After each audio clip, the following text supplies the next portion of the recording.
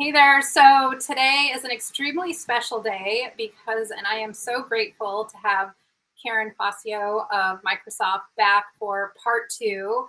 So thank you, Karen, so much. I really honor all of the important work that you're doing, and I really appreciate you taking the time again to be here on Limitless Leader Live. Thank you so much, Cheryl. It's good to be back. It's good to see you again. Thanks so much. And we were talking before we went live, and it's an interesting time. A lot has happened even in the last year since we spoke last. Some good, some not so good. So we're really going to have an honest conversation about, how, you know, where do we go from here? Mm-hmm. And how can we not allow emotion and anger, frustration, or disappointment, or whatever a lot of people are experiencing right now that are it's so understandable, but how do we make peace with that and really move forward for real change? So before we get into that, I would love for you to share again, why you're so passionate about, what you are. You're not just doing an amazing job as director at Microsoft, but you're also pushing forward so many internal initiatives. So can you share a little bit about what sparked your interest, but also were there any road bumps along the way, or was it, clear sailing from when you were an managing leader? Yeah, thank you. Well, maybe I can just speak at a high level. I certainly feel like there's things in my sort of personal background and my own sort of personal representation that kind of make some of the work that I'm doing a little bit more poignant for me. Um, because I can speak from a lot of lived experience, as I'm sure many people can. But it's sort of being seeing an opportunity to take it and channel it into something that can be a contribution to, the organization that you work in, or the ecosystem that you're a part of, is what sort of gets me really lit up. Um, so maybe just in terms of high notes, I work in a place where I think at scale all the time. I work with a great set of people who this is what we do every day, and so it's all about knowing what the levers are so you can make things move forward. Wait, And I'm gonna pause you for a second because I think yeah, that's super important. Know what the levers are so you can make things move. So, can you elaborate a little bit on what that means? Because it sounds really important. oh my gosh, this can go several levels. That's why it's good to kind of sink into it a little bit, depending on like your purpose and what your goals are. And I know you speak a lot, Cheryl, about know the goal, know the end game. It's so important. Um, Levers can be maybe the first part is the landscape, and then the levers. So the landscape of what you're operating in. So it could be situational, it could be political, it could be at the sort of big narrative, it could be something that's maybe even a little bit more discreet. But just know that, like define it. And then what are the levers? So um, is there a relationship? Is there funding? Access some funding? Is there a lever of communications or communities? Kind of like think about things in those kinds of uh, places of access, Mm-hmm. so that you can, sort of work with them collectively in the right way to achieve your goal. So it doesn't have to be just about what you control or what's sort of in your immediate access. There's other access points that actually can be more extensive and leveraged, so you can actually move things more collectively forward. So I know that's a very high brush way of describing it. I can get to more specifics, but that's kind of how I think about things when we're talking about activating a movement or activating change. It is definitely much more long-term thinking. Yeah, and it makes me think about, like, if you have something wrong with your car, right? You Mhm. can't just lift up the car and see it. You get, a jack and you pump it and you lift it up, or you have to get a bunch of other people to help you. But it's different resources than just yourself. So is that Yeah. kind of an accurate analogy? Yeah, yeah, exactly. So, like if I could give just a kind of a little illustration of what I mean, there is a big opportunity we see in front of us around impacting climate, as an example. Like we can all do something that could be personal, but I think about like what can I do to help impact that in my role, not my job, right? Not like what I do day to day, but in my role as a part of this ecosystem of technology, right? And then we know that there's digital that gets infused in everything. Microsoft is a big part of that digital story. And so by understanding sort of the landscape, I can now start thinking about the levers. And that includes, okay, we have some access points through some of our work that we do with local leaders. There's some work that we do in communities. There's things that we do specifically with technology companies, relationships and partnerships we have with venture capitalists and other sort of channels, levers of Mhm, how we can sort of move things forward. So, how can you sort of create a narrative within that can give you access to those things and also put it together in a way that kind of brings all of these goals together to the end state. mhm, Um, so that's what I mean by like kind of looking at the landscape and the levers within. Have a problem statement defined, and then start bringing those things together along a collective goal. mhm. Thanks for that explanation. That is really helpful. And I think it will give people things to think about or what a lever, because sometimes we keep running up against the same wall and it's kind of frustrating. But then taking a step back and thinking, what is a different lever that I could try? Because maybe they're trying to leverage, but maybe it's, misguided or need to try another door. Yeah, it's true, and it kind of goes back to this other topic you have around what mindset, right? Like what kind of mindset do you need in order to sort of think about things in a different way? And what I kind of sort of adopted for me personally is this concept of a bigger circle.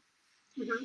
And like when you run into a situation where you feel like you are just at a wall, and I know we all get to this point, I think it's time to stop and question whether or not you've got if the problem statement may be defined a little too small. Hmm. And is there an opportunity to sort of expand it and then create a bigger circle of influence and understanding of that problem statement so there's more people involved in the solving, Hmm. and not just you alone. Or maybe there's a bigger problem to solve than the one you thought, and now that problem that used to be the bane of your existence is actually not even an issue anymore. It's actually there's something a lot bigger to actually put your time and your effort against. Hmm. That's such an important perspective. And is there something that you experienced, either a situation or a person, that helped you gain clarity on why this is so important and helped you understand that this is really an area of passion and expertise and kind of desire to learn more and sharpen that saw? Yeah, it was actually a situation where I didn't feel supported at all. Mhm, And I really felt like I needed to hack at this problem. And so rather than sort of staying in the place of that person's limited view, mhm, it was, I need to work on the problem statement, make it bigger, make mhm, it more expansive, more inclusive, and then find other stakeholders to partner with on it mhm, and come up with different approaches to achieve that long-term goal. mhm. Because if I stayed in the place of that person's understanding, I'd get nowhere. Yeah. Um, right. So that it was actually a moment of um, a barrier that actually got me thinking about things in a much more, I would say, more expansive way. Yeah, I have to say, fortunately or unfortunately, some of the best ideas and also are clarity on our area of passion comes out of discomfort. Hmm. Yes, it's true. So Got we have, sometimes you get some agitation in there. so we have a choice either to be a victim, or to kind of take a breath and roll up our sleeves and think, how can I make this different for myself and those coming, behind me. Yep, So it's that's true. amazing. Thanks for sharing that. That's not always easy to talk about, because it forces us to be a little bit vulnerable. Like, this happened, I didn't know how to deal with it. But it's also very powerful, and clearly you found a way around, and you're making experiences for a lot of people behind you very different. Yeah, Cheryl, I have to say, like that moment, I remember just sitting there going, I am never going to let this happen to me again. Mhm. you know and it really just sitting there going, I'm not a victim to this. I am going to figure out how, because this is important, like stay true, right? Is this still important? Is this still the right thing to do? Am I being principled about it?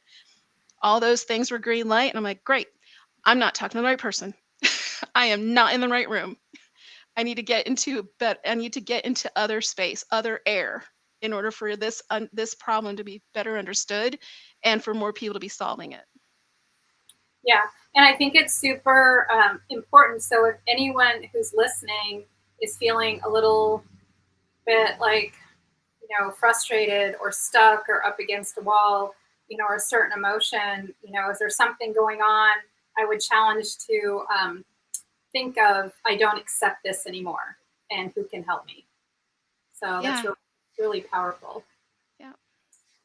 All right. So, moving along then, if you were to give some advice to you're clearly way younger than me, but if you were to give some advice to the younger Karen, like when you were more, just beginning, an early stage emerging leader, what would you tell her?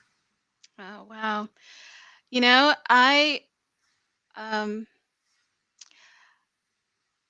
I would I would tell her that she is smarter and stronger than she thinks, and that she has a good head on her shoulder. She is making sound decisions.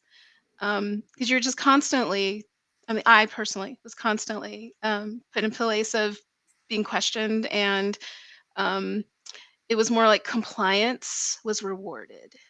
And I questioned a lot. And so obedience and compliance was, the opposite of that is you're punished, right? And um just to that with the right principles in place, the right sort of heart of what you're trying to do, that it's something that continues to warm you, that it is absolutely true for you. Karen, you just got to keep going. You got to stay true to you and not complying with other people around you because of their limited view. Yeah. So for anyone listening, if you haven't heard it today, it's coming from Karen and I that you are doing a great job. And it's really important to stay true to you and not be boxed in by other people's limitations. And I will add that sometimes the people that care about us the most box us in, not to hurt us, but to protect us, because it's based on their limited beliefs of themselves. And so staying true to you is such great advice, and important to think about. And think about, how you may be boxing in yourself, or how others may be unknowingly boxing you in, and possibly how to start spending more time with certain people and creating a personal board of directors. That's a conversation for, a full conversation for another day. But start to think about, how to spend a little bit more time with someone or group of people that believe in you, even maybe even sometimes when you don't believe in yourself. So just expanding on that to get some support there. That's such an important point. Yeah, or just calling you out. I mean, I was in a conversation a couple days ago with a group of wonderful women who were entrepreneurs and different. They weren't in technology. They were just entrepreneurs running small businesses. And, just, the conversation, this one woman was asking, she wanted to ask something. And I just stepped up and said, "Do you have an ask?" Mhm. And she just started laughing. She's like, "Oh, yes, I do. Thank you for asking. Thank you for pushing me." It was sort of like sometimes you in this, the board of directors or trusted set of people who can hold each other accountable, like they can help you see when when you're kind of falling short on yourself. Mhm. And that's a valuable piece of feedback to give and to share, right? You could see people lit up when they're like, "You called me out on something, and it's coming from a good place. You're helping me to be better." And I'm hoping that next time she will be all about her ask when she's needing something. Yeah, 100%. Being around people that are gonna push you, a group of people that are gonna push you and they have your best interest at heart, can be extremely powerful. As you know, I'm all for it for sure. Um, Now, for those watching, do you have like a call to action? In other words, really think of this, or do this, or read that, or remember this. Yeah, we hear a lot about offering each other support. Right. And I think that's wonderful. Wonderful. I don't want to dismiss that at all. But I want to challenge each of us to think about going a little bit beyond that. And you know, when you offer support to someone, can you offer support to their win? Right? Like connect, like get the thing that help the person who's asking for help, who needs some advocacy or support to get the thing that they're looking for. Um, and the reason why I'm making that distinction is there's a lot of learning that's going to happen as a part of that process. First of all, you're sort of taking custody of your own, um, like your own limitations or your own sort of effort and energy into something. Maybe you'll even be more selective about where you're offering that to, because I know we have a tendency to have a hard time saying no. But also the learning through that process, like what is this person going through? Why are they not able to get to where they need to go? Is there some valuable feedback that they need from that exchange, from that experience that you're sort of step by step with them on? Is there something you learn about yourself through that process that could be beneficial to you or other people that you can advocate for? Is there a system of operations happening, a system within what this person is experiencing that's actually much more involved, that needs another level of support and advocacy? You will see that when you are there to get to the win with the person who is needing the support. Mhm. So it seems like committing to the win, like sticking it out with another person, but also doing it for yourself. So in other words, if something doesn't work, or you're not seeing the progress that you need, or you're maybe using the wrong levers, or you need more levers, or what have you, how can you commit to the win for yourself or for others? Yeah, yeah. So in a lot of ways, it's kind of a shared win, right? But I think the journey to the win is where all the learning is going to take place for both of you. You keep coming up with taglines that I think are amazing taglines for books. Journey to the win. Love Journey to the win. Yes. Let's talk about that, ladies. it. Yeah. I know. So I don't know. It sounds more like a book and a movie, but well, that's a conversation, for another day. And Karen, I really want to honor all of the amazing work that you are doing in Microsoft in your role, but also to help pave the way to a more diverse and equitable workplace. Your work does not go unnoticed, and I look forward to following your journey. Oh, thank you so much, Cheryl, and thank you for being a part of the journey ever since the beginning. Thanks so much. I look forward to being in touch.